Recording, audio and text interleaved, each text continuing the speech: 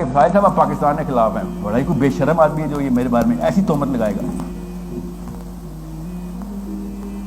اسی آگے میں اور کچھ نہیں بولوں گا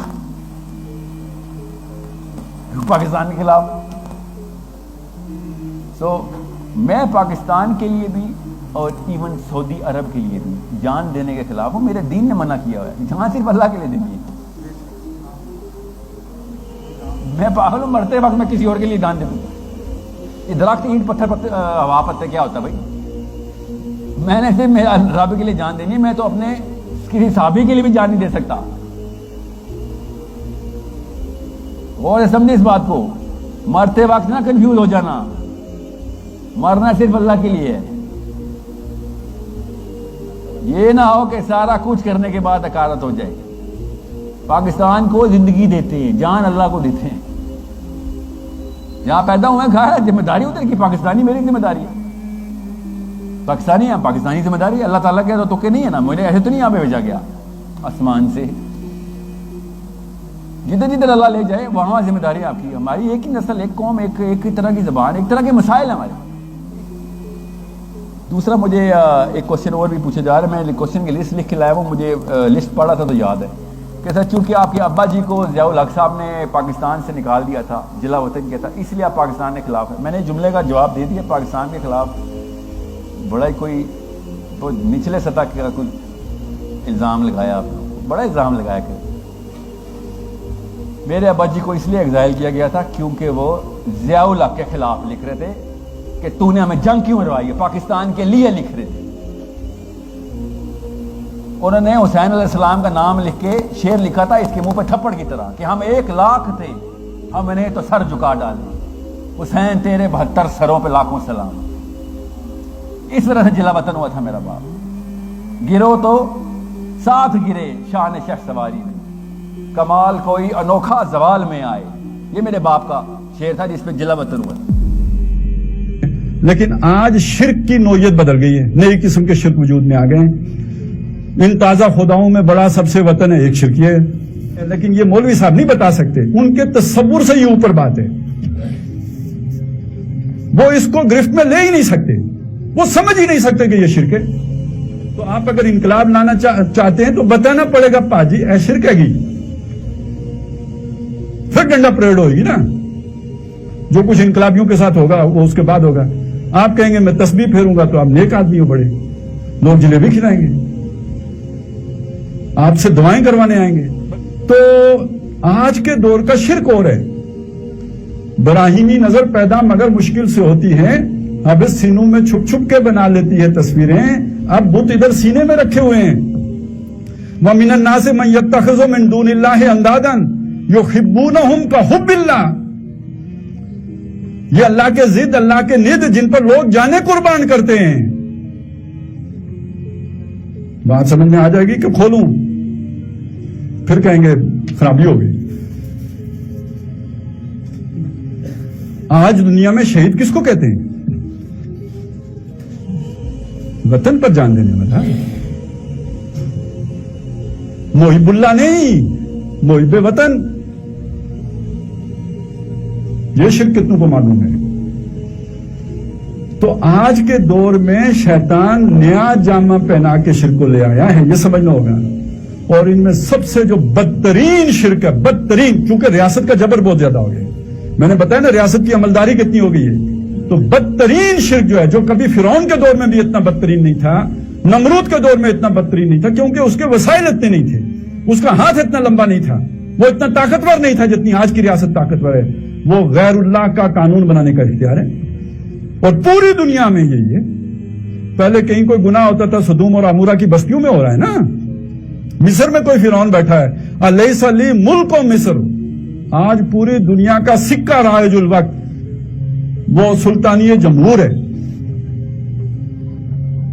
یعنی نمرودیت ہے، یعنی فرعونیت ہے، یعنی اللہ سے بغاوت ہے. اور میرا آپ کا ایمان صحیح و سالم ہے. وَمَن يَكْفُرْ بِالطَّاغُوتِ وَيُؤْمِن بِاللَّهِ، یہ صحابہ کے لیے آیت اتری تھی. ہمارے لیے تو جلیبیاں اتری ہیں.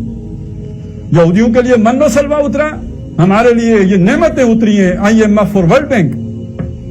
محنتیں وہ کریں، کھائیں ہم بے غیرت بن کر. اور پھر ان کی ڈکٹیشن لیں. آج کے تاغوت یہ ہیں. کس نے پہچانا؟ کون جانتا ہے؟ کون بتاتا ہے؟ اور انقلاب کے نام پر اپنی تونے بڑھانے والے بھی نہیں بتاتے. خیر وہ تو افورڈ بھی نہیں کر سکتے. زندگی تو ساری گزاری ہے انہی بتوں کی پرورش میں. عمر تو ساری کٹی عشق بتا میں مومن. اب آخری وقت میں وہ تو خیر وہ کیا ہے، وقت پیری گرگ ظالم می شبت پرہیزگار. وہ ساری زندگی جو شیطانی کرتا رہتا ہے نا، وہ بھی بڈھا ہو کے اب اسے قبر نظر آتی ہے. ڈپریشن سے بچنے کے لیے پرہیزگار ہو جاتے ہیں. وہ پھر اپنے کلب بنا لیتے ہیں، نام اس کا جو مرضی رکھ لیں. تو بہرحال وہ انقلاب شنقلاب کی بات نہیں ہوتی. یہ رولا ان تلوں سے تیل نکال کے نہیں ڈالا جا سکتا، کوئی اور لوگ درکار ہوتے ہیں. تو یہ ایک انقلابی نظریہ بنتا ہے. زندہ قوت تھی زمانے میں توحید کبھی، اب کیا ہے؟ فقط ایک مسئلہ ہے علم کلام. تو آج جو توحید بچی ہوئی ہے اور کہتے ہیں میں موحد ہوں، میں توحید پرست ہوں، باقی سارے مشرک ہیں، ان کی توحید بھی بس مسجد کی توحید ہے، بسم اللہ شریف کے گنبد کے اندر کی توحید ہے، معاشرے کو بدلنے والی توحید نہیں ہے. یہ انقلابی توحید ہے جو میں نے آپ کو بتائی. یعنی اگر آپ نے انقلاب برپا کرنا ہے تو توحید کے ان تین پہلوؤں کو نمایاں کرنا ہوگا کہ توحید پر مبنی سیاسی نظام کیا ہوگا، توحید پر مبنی سماجی نظام کیا ہوگا، توحید پر مبنی معاشی نظام کیا ہوگا. تب توحید ہے، تب انقلاب ہے، تب آپ کی دعوت انقلابی ہے. فرائض دینی کا جامع تصور. تو فرائض دینی کا جامع تصور انقلابی نظریہ نہیں ہے، یہ آپ کا فرائض دینی کا جامع تصور ہے. یہ کانسیپٹ آف ڈیوٹیز ہے آپ کا. انقلابی نظریہ وہ تب بنے گا جب آپ آج کا سماجی معاشی سیاسی نظام کا نقشہ پیش کریں گے دنیا کے سامنے. یہ انقلابی فکر کہلائے گی، یہ انقلابی سوچ کہلائے گی. اور یہ وہ چیز تھی جسے لوگوں نے کھایا ہے محمد رسول اللہ کی سنت سے. اتنا تو بتایا قولوا لا الہ الا اللہ تفلحوا، کہو لا الہ الا اللہ فلاح پا جاؤ. آگے نہیں بتایا کہ حضور نے ساتھ یہ بھی بتایا تملک العرب والعجم، عرب اور عجم کے بادشاہ بن جاؤ، وہ پورا نظام تمہارے جو ہے وہ دسترس میں آ جائے. اور یہ مکے میں بتا دیا میں تمہارے ہاتھوں میں کیسر و کسرا کے کنگن دیکھتا ہوں. یہ اقامت دین کی آیت مکے میں اتری، وَرَبَّكَ فَكَبِّرْ یہ بالکل ابتدا میں اتری. تو یہ کھا گئے. یہ یہودی ایک کام کرتے تھے کہ تورات کے حصے بکھرے کر کے ورق کر کے کچھ دکھاتے تھے، کچھ چھپا لیتے تھے. تو ہم ورق تو نہیں کر سکتے، وہ اللہ نے اپنی کتاب کو محفوظ رکھا ہے. لیکن ہم نے تشریعات بدل دی. تکبیر کا مطلب اللہ اکبر کر دیا، عبادت کا مطلب صرف نماز روزہ کر دیا، اقامت کا مطلب کوئی تھوڑا بہت آپ نے نماز کی دعوت دے دی تو اقامت دین کر دیا. اللہ اللہ خیر سنا، کہانی ختم، چھٹی. تعبیرات بدل دی. یہ سارے اب ان جو بھی دینی اصطلاحات ہیں ان کو ایک نئی تعبیر دینی ہوگی جو قرآن و سنت کے بھی مطابق ہو، محمد الرسول اللہ صلی اللہ علیہ وسلم کے دور سے مطابقت رکھنے والی ہو. یہ تب آپ کا انقلابی نظریہ بنے گا. قل ان کان آباؤکم و ابناؤکم و اخوانکم و ازواجکم و عشیرتکم و اموال اقترفتموها و تجارت تخشون کسادها و مساکن ترضونها احب الیکم من اللہ و رسولہ و جہاد فی سبیلہ فتربصوا حتی یاتی اللہ بامرہ واللہ لا یہدی القوم الفاسقین. اے نبی ان سے کہہ دیجئے لوگوں دیکھو، اگر تمہیں اپنے باپ، اپنے بیٹے، اپنے بھائی، اپنی زوج، مرد کے لیے بیوی، بیوی کے لیے شوہر زوج ہے، اور اپنے رشتہ دار اور وہ مال جو تم نے بڑی محنت سے کما کر جمع کیے ہیں، اور وہ کاروبار جن کی کساد بازاری کا تمہیں ڈر رہتا ہے، اور وہ محل، وہ حویلیاں، وہ مکانات جو تم نے بنائے ہیں تمہیں بہت محبوب ہیں، اگر ان 8 چیزوں کی محبت زیادہ ہو گئی تمہارے دل میں اللہ کی محبت سے، اس کے رسول کی محبت سے اور اس کی راہ میں جہاد کی محبت سے، تو جاؤ دفع ہو جاؤ، انتظار کرو یہاں تک کہ اللہ اپنا فیصلہ سنا دے. اور اللہ ایسے ناہنجاروں کو ہدایت نہیں دیتا.